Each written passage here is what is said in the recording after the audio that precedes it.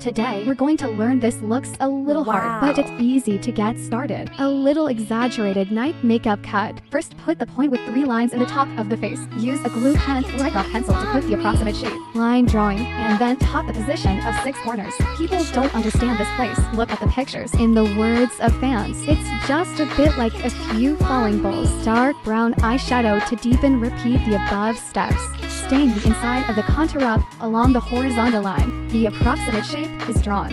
You can draw the shape with a black eyeliner pen. Then use the white highlight to draw the highlight under the horizontal line. Draw a black shadow in the corner. The following steps are relatively simple. Apply boldly to the outside with eyeliner. Now, who can see how big my face is?